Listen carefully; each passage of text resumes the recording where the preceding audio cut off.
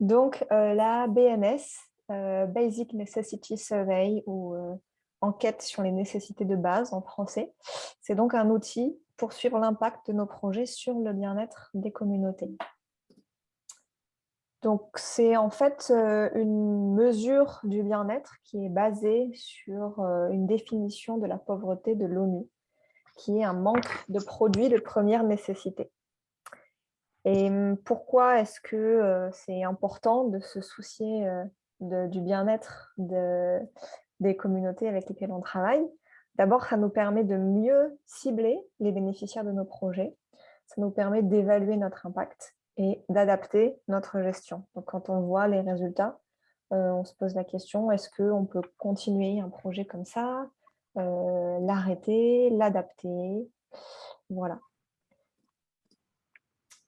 Et l'avantage de la BNS, c'est que le bien-être, c'est vraiment il est défini localement en fait. C'est un outil qui est basé sur la perception locale du bien-être. Et donc, c'est les communautés avec qui on travaille qui vont décider qu'est-ce qui est nécessaire ou pas. Donc, on va mesurer en fait si un ménage il possède où il a accès aux biens et aux services que eux-mêmes ont définis comme étant des services absolument nécessaires pour vivre. Donc, la première chose à comprendre quand on fait la BNS, c'est qu'est-ce que c'est que justement quelque chose de nécessaire. Est-ce que vous pouvez couper vos micros, s'il vous plaît? Merci.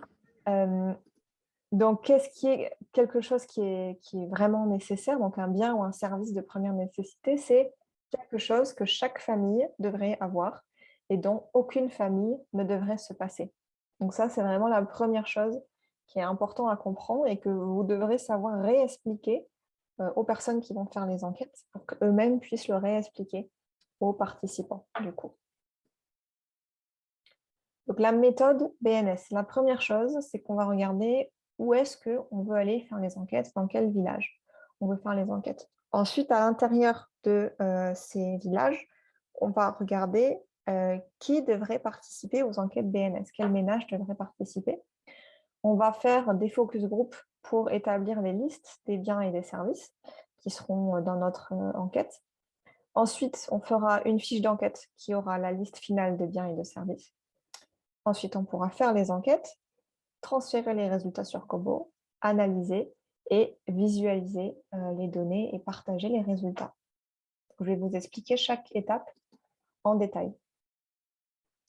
La première chose, pour les villages. Donc, on va faire des enquêtes à la fois dans des villages où on a des activités, des projets de développement communautaire, et également dans des villages où il n'y a pas d'intervention, ce qui va nous permettre de comparer en fait les résultats entre là où on a des projets en place et là où on n'en a pas. Donc, il y a ce qu'on appelle les villages projets et les villages contrôle ou témoins. Donc, on va s'interroger pour les villages projets sur où est-ce qu'on travaille. Quels sont les endroits où il y a des projets qui sont des projets à l'échelle du village entier. Donc, par exemple, on fait des programmes d'éducation environnementale, de sensibilisation, on fait des programmes d'accès à la santé ou à l'eau, par exemple, avec l'appui au centre de santé, la construction des puits, des choses comme ça. Et il y a aussi des villages où on fait des projets qui sont plutôt à l'échelle de l'individu ou à l'échelle de la famille. Donc, par exemple, des projets d'appui à l'agriculture, à l'élevage, des projets, excusez-moi, de microfinance, des projets d'agroforesterie, des choses comme ça. Et puis, on réfléchit aussi à quels sont les autres impacts de WCS. Est-ce qu'il y a des endroits où on emploie beaucoup de gens? Le fait que certaines personnes vont avoir un salaire régulier, ça peut avoir un impact. Et bon, on a des ressources limitées, donc on ne peut pas forcément travailler partout. Donc, il va falloir faire un choix. Donc, dans le choix des villages où on va vraiment mesurer notre impact, si on a les ressources, on peut les faire dans tous les villages où on travaille. Si on doit faire un choix, on doit regarder des villages qui ont des caractéristiques différentes. Euh, voilà, donc on réfléchit en fait à où est-ce que vraiment on veut mesurer notre impact. Et par contre, les villages où il n'y a pas d'action de conservation, dans l'idéal, ça devrait être des endroits où il n'y a pas non plus d'action de développement, bon, ce qui est assez difficile dans les zones où on travaille, parce que c'est des zones où justement les niveaux de pauvreté peuvent être assez élevés. Donc souvent, heureusement, ils ne sont pas tout seuls, il y a des ONG qui sont là pour les aider. Donc souvent, il y a des actions de développement qui sont faites en parallèle des actions de conservation. Bon, s'il y en a partout, voilà, c'est pas grave, tant mieux pour les gens. C'est juste que ça va un peu plus compliquer notre évaluation. S'il y a des endroits où il n'y a pas beaucoup de projets qui sont mis en place, bah, ça peut être intéressant de faire les enquêtes là-bas. Dans l'idéal, ils devraient avoir les mêmes caractéristiques que les villages où on travaille, juste en termes de population, d'accès aux services, des choses comme ça.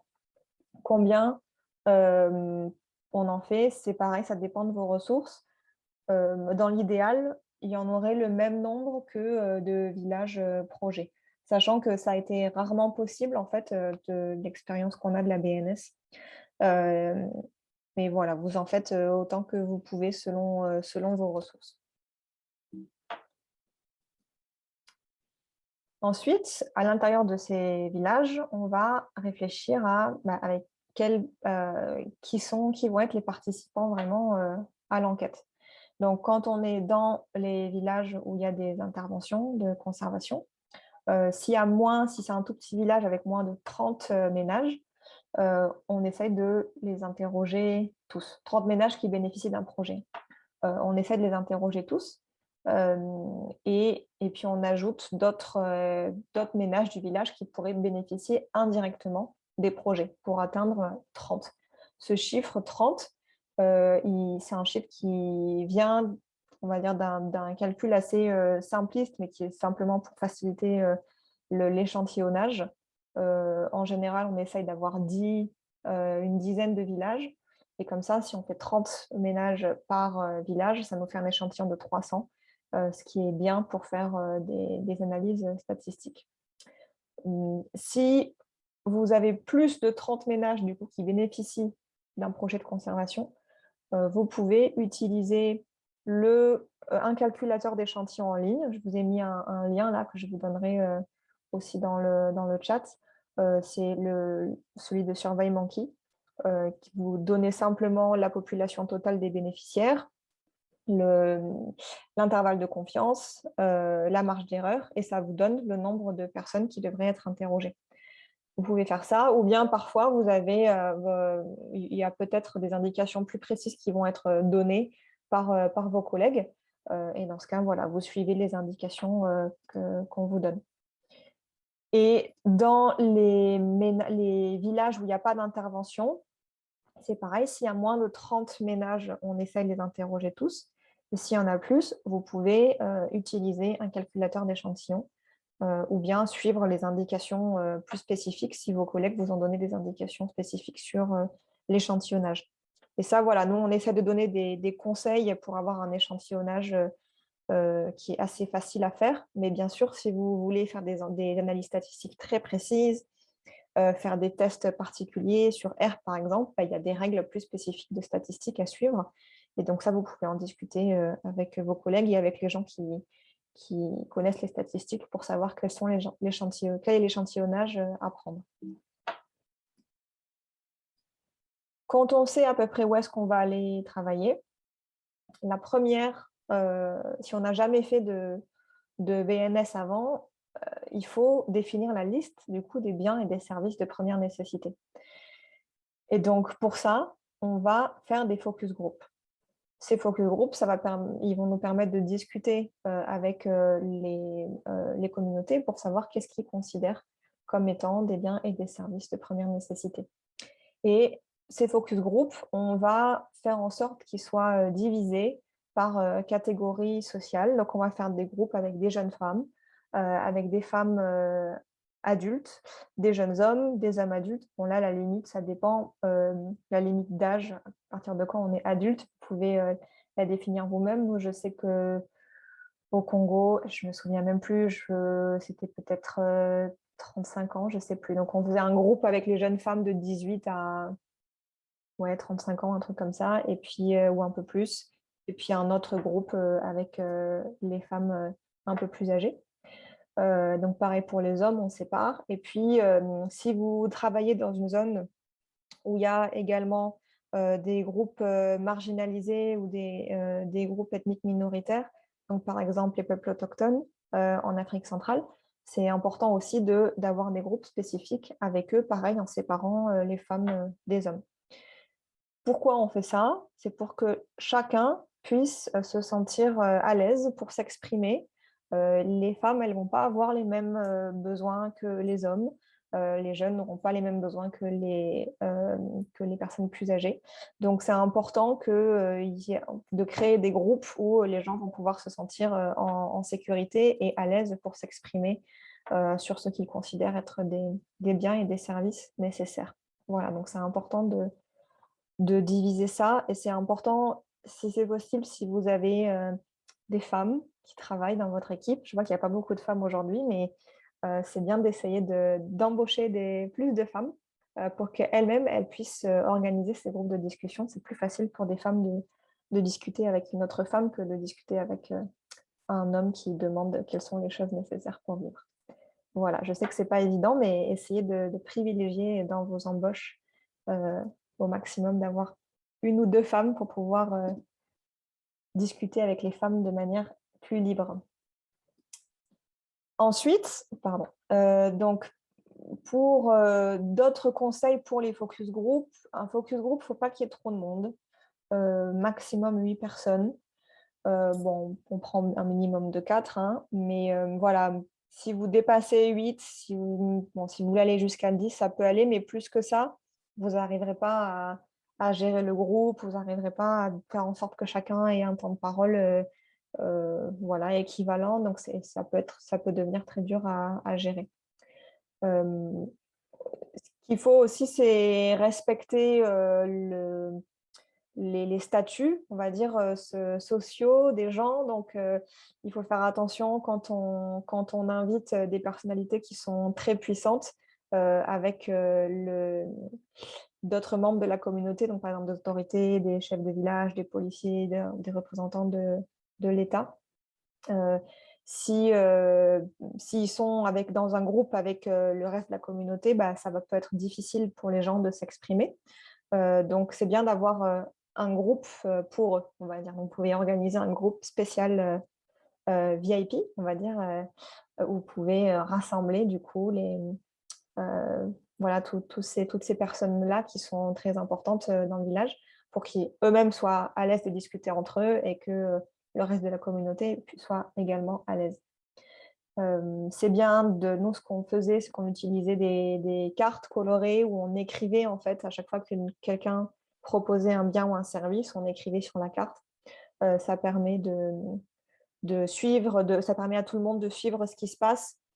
Si on travaille avec des gens qui ne savent pas lire, vous pouvez également dessiner. Ça leur permet à eux également de suivre un peu qu'est-ce qui a déjà été dit.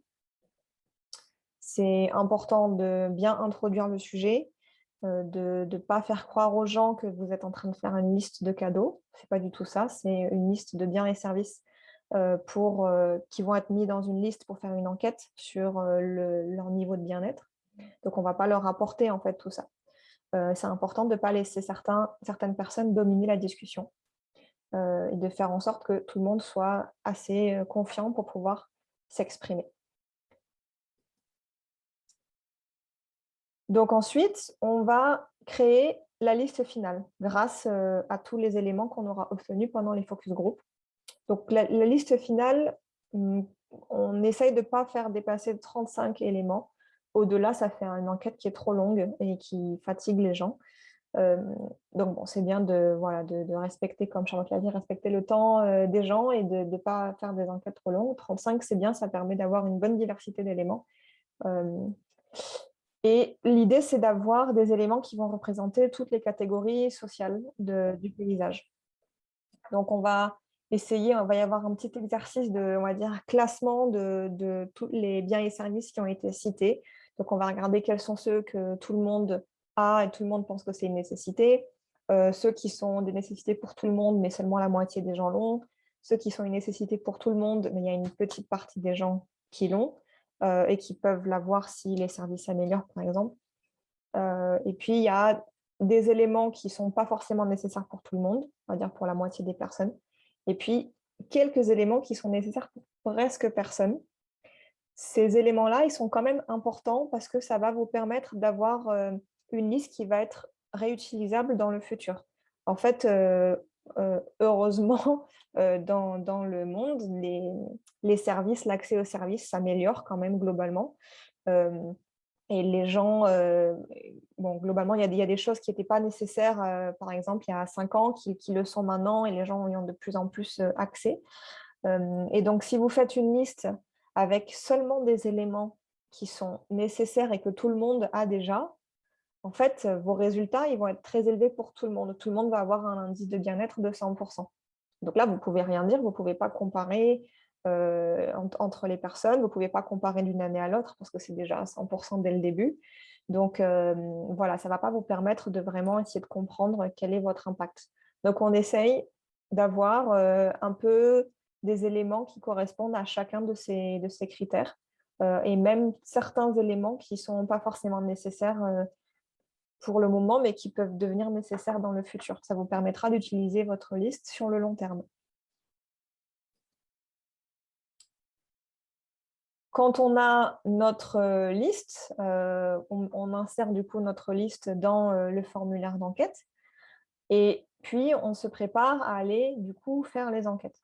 Donc là, évidemment, avant d'aller faire des enquêtes, il y a toute une partie de préparation, de parler aux autorités locales pour expliquer qu'est-ce que vous allez faire, pourquoi vous êtes là, à quoi ça sert cette enquête, distribuer s'il faut des fiches explicatives, demander quel est le meilleur moment de la journée pour faire des enquêtes.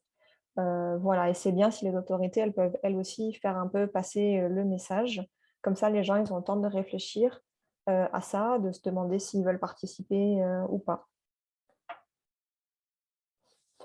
Et ensuite, quand vous allez faire les enquêtes, alors évidemment, il y a toute la partie consentement. Alors ça, on ne va pas détailler aujourd'hui en détail parce que il me semble que toutes les personnes qui sont présentes ici, soit elles sont en train de passer le cours sur les principes éthiques pour la recherche en sciences sociales, le cours en ligne qui est fait par Citi. Donc normalement, si vous êtes en train de passer ce cours, vous avez vous apprenez tout ce qui concerne le consentement libre, informé et préalable. Et puis, si vous n'avez pas passé ce cours qui est en ligne, il y a une version plus simplifiée. Normalement, je pense que tous les gens qui sont là, qui n'ont pas eu le cours CETI, je leur ai déjà fait passer la formation sur les principes éthiques. Mais voilà, pensez à refaire aussi ceux qui ont déjà fait le CETI il y a quelques années, c'est bien de renouveler ça. Ceux qui ont eu la formation sur les principes éthiques, la formation simplifiée, c'est bien aussi de re-regarder ça. Donc voilà, on ne va pas trop en parler en détail, mais sachez que c'est évidemment une partie primordiale avant de faire une enquête, de demander le consentement à la personne qui va participer. Et si la personne accepte et qu'on fait les enquêtes, il y a certaines choses qui sont importantes à prendre en compte. Bon, le genre, encore une fois, c'est plus simple de faire, si vous avez des femmes dans l'équipe qui peuvent faire les enquêtes, ce sera plus simple pour faire les enquêtes auprès des femmes. Respecter encore une fois le temps des gens. La BNS, normalement, ça se fait en 15-20 minutes, allez, maximum. Voilà, vous pouvez vraiment, si vous dépassez 30 minutes, c'est qu'il y a un souci, c'est peut-être qu'il y a un problème de compréhension. Donc, il faut essayer de voir comment règle ça pour optimiser le temps que les gens nous accordent. Vous pouvez parler dans la langue locale qui est la plus appropriée. Les formulaires Kobo, de toute façon, on peut avoir les questions qui sont dans n'importe quelle langue. C'est bien de s'entretenir en privé, de pas avoir plein de personnes qui sont là autour, qui sont en train d'écouter l'enquête, qui sont en train d'écouter la personne, la perturber, etc. Oui, les femmes pour enquêter les femmes. Et dans le genre aussi, c'est également d'interroger autant d'hommes que de femmes. Ça, c'est important. Encore une fois, fournir une introduction qui est claire, qui est concise, bien définir ce que c'est une nécessité de base, expliquer que ce n'est pas une liste de cadeaux, ne pas influencer les réponses et vous pouvez respectueusement regarder autour de vous en fonction des réponses que vous donne la personne pour s'assurer que la personne a bien compris quand vous allez demander: «Est-ce que vous avez ça? Combien vous en avez?» Voilà, quand on regarde, un peu, ça permet juste de s'assurer que la personne comprend bien. S'il y a des soucis au niveau des âges, donc on s'intéresse aux âges dans la BNS pour avoir un peu un profil démographique, de des participants, enfin voilà, de la population, avec laquelle on travaille. S'il y a un souci que les gens ne connaissent pas forcément les âges, vous pouvez estimer, hein, ça c'est pas grave. Voilà, et puis il y a 2 enquêtes en fait. Il y a une enquête qui est on va dire le formulaire BNS ménage, qu'on fait une fois dans chaque ménage qui a été sélectionné pour cette étude, où c'est là vraiment qu'on essaye d'interroger autant d'hommes que de femmes. C'est celui qui va permettre d'obtenir le niveau de bien-être du ménage et d'autres informations sur ce ménage. Et il y a un autre formulaire qui est le formulaire prix des biens, qui lui ne se fait pas auprès des ménages qu'on a sélectionnés avant. Lui, ça se fait dans quelques boutiques. Et ça permet d'obtenir l'évolution des prix des biens au fil du temps et d'avoir un autre index qui est l'index de richesse. Donc la BNS vous permet les deux, on va dire, résultats principaux de la BNS, c'est l'indice de bien-être et l'indice de richesse. Quelques conseils sur les téléphones et tablettes pour l'utilisation sur le terrain. Vérifier qu'on a de la batterie, bien les tenir, essayer d'éteindre quand vous n'êtes pas en train de faire des enquêtes. Attention à protéger l'appareil des choses qui peuvent rayer l'écran ou bien de la pluie, des liquides, des chutes. Ça, on en a un peu parlé dans la présentation Kobo. Mais voilà, pour optimiser la durée d'utilisation de ces tablettes, c'est bien d'y faire attention. Et donc, le questionnaire BNS ménage. Donc, quand vous allez préparer les enquêtes, former les enquêteurs, le plus facile, c'est d'avoir un raccourci en fait, du formulaire sur la page d'accueil de votre appareil. Donc ça, c'est assez facile à faire, hein. Vous pouvez enregistrer quand vous avez le formulaire qui est ouvert, vous pouvez l'enregistrer dans les favoris et vous avez une option qui est enregistrée sur la page d'accueil. Voilà, ça se fait assez facilement. Donc, votre formulaire, il est disponible sur la page d'accueil de l'appareil. Vous pouvez cliquer dessus. L'enquête, elle démarre. La personne du coup, qui fait l'enquête commence par se présenter, expliquer l'étude et lui demander son accord pour participer. Ensuite, donc on commence avec les questions. Donc, il y a des premières questions sur l'endroit où vous êtes. Donc, vous sélectionnez votre paysage, le nom de l'enquêteur, vous écrivez le nom et le prénom de la personne qui est interrogée. Attention, si vous faites des entraînements, pensez à écrire test, parce que sinon c'est un peu dur pour le nettoyage de savoir quelles étaient les enquêtes d'entraînement. Ensuite, on demande l'année d'arrivée au village. Il y a une contrainte là-dessus, l'année doit être supérieure à 1900. Ensuite, on vous demande le district dans lequel vous faites l'enquête. Alors, district, c'est un terme qui désigne une unité administrative au Congo et dans d'autres pays. Ça peut être le département ailleurs, la province.